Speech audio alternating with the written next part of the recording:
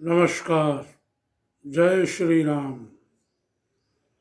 श्री राम रामेति रामेति रमे रामे मनोरमे सहस्रनाम तत्तुल्यम राम नाम वरानने। श्री राम रामाय नमः। सद्गुरुदेवाय नमः। बंधुओं, आज के युग में जो मिलावटी खान पान, घटिया खाद्य सामग्री, घटिया फल आदि घटिया केमिकल्स से, जहरीले केमिकल्स से पकाए जाते हैं। कोई भी खाद्य पदार्थ आप कहीं भी ले जाके निम्न स्तरीय तैलीय पदार्थों से तले जाते हैं, बनाए जाते हैं, जिसके कारण आज समाज में रोग भयंकर रूप से बढ़ रहे हैं, जिसमें दो प्रमुखता से हैं। एक तो डायबिटीज़ बहुत हो रही है लोगों को, दूसरा कैंसर बहुत हो रहा है। ये दोनों ही प्राणघातक हैं, जिसमें कैंसर का तो कहना ही क्या है।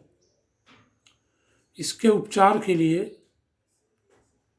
हम एक देसी फार्मूला बताते हैं, जिसका प्रयोग यदि किया जाए तो इसके उपचार में पूर्ण रूप से समर्थ है, ऐसा हमारे गुरुदेव ने बताया।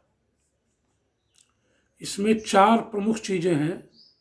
एक है, ये कैंसर का उपचार की दवा है, कैंसर की दवा है, कैंसर का उपचार। कांचनार छाल, यह कैंसर की सबसे उत्तम दवा है। यह चर्बी की गांठ या कैंसर की गांठ, दोनों प्रकार की गांठों को गलाने में उपयोगी है। दूसरी है तुलसी के पत्ते। यह डिटॉक्सिफिकेशन करती है, डिटॉक्स करती है। इसके सेवन से बहुत अधिक पसीना आता है, जिससे यह शरीर की पूर्ण सफाई कर देता है। तुलसी के पत्ते से इम्यूनिटी बढ़ती है, साथ ही साथ कैंसर ग्रस्त सेल्स पर यह अटैक करते हैं और नए स्वस्थ और तंदुरुस्त सेल्स, कोशिकाएं बनाने में मदद करते हैं। ये कैंसर की बहुत उपयोगी जड़ी बूटी है। इसका नाम है तुलसी। तीसरा है गिलोय। यह कैंसर सेल्स को तंदुरुस्त सेल्स में, स्वस्थ सेल्स में, स्वस्थ कोशिकाओं में बदलने की क्षमता रखता है। यह क्षमता गिलोय में है। यह फ्रेश सेल्स प्रोडक्शन का कार्य करती है। गिलोय को अमृत समान माना गया है। गिलोय अर्थात गुर्च। चौथी है गोखुरु। यह पेशाब ज़्यादा लाता है, जिससे यह शरीर की सूजन कम करता है। यह गांठ को गलाने का कार्य करता है। यह शरीर का कचरा, गंदगी पेशाब से बाहर कर देता है, जिससे ब्लड का शुद्धिकरण हो जाता है, रक्त का शुद्धिकरण हो जाता है, रक्त शुद्ध हो जाता है। ये 4 पदार्थ हुए: कांचनार छाल, तुलसी के पत्ते, गिलोय और गोखुरु। ये चारों वस्तुएं समान भार में, समान मात्रा में ले ली जाए। अर्थात 100 ग्राम कांचनार छाल तो 100 ग्राम तुलसी के पत्ते, तो 100 ग्राम गिलोय और 100 ग्राम गोखुरु। इनको कूट छान कर पाउडर बना लें। चारों को मिक्स कर लें, आपस में मिला लें। मिलाकर 2 गिलास, जैसे 2 चम्मच निकाल लिया, इसका पाउडर बना के एक डिब्बे में सुरक्षित करिए। उसमें से 2 चम्मच निकालिए और 2 गिलास पानी में, 2 भरे गिलास पानी में वो 2 चम्मच डालकर काढ़ा बनाने के लिए आग पर, आंच पर चढ़ा दें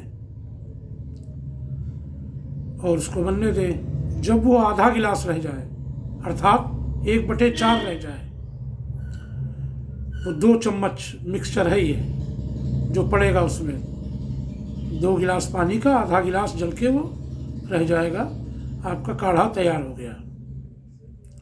यह छान कर, ठंडा करके फिर छान कर इसको सेवन करना चाहिए। ये दिन में 2 से 3 बार लेना चाहिए। रोग की जटिलता पर निर्भर है। और ज़्यादा स्टेजेस बढ़ गई है, 3rd स्टेज 4th स्टेज पहुंच गया है मामला, तो इसको 3 बार ले सकते हैं दिन में, वरना 2 बार तो लेना ही चाहिए अगर लाभ लेना है, क्योंकि ये कोई केमिकल रसायन नहीं है। ये प्रकृति की देन, अद्भुत देन है प्रकृति की। प्रकृति माता हम सबको संरक्षण देती है, हमारा पालन करती है, विभिन्न औषधियों से फल फूल वनस्पति खाद्यान्न अनाज आदि से हम लोगों को पोषित करती है। ये प्रकृति की ही देन है जो एक से एक दुर्लभ समस्याओं में, बड़ी बड़ी स्वास्थ्य की समस्याओं में सहायक रहती है। वायु वातावरण को जो हम लोग निरंतर दूषित करते हैं वो प्रकृति ही स्वच्छ करती रहती है। यही प्रकृति हम लोगों के शरीर में भी निवास करती है।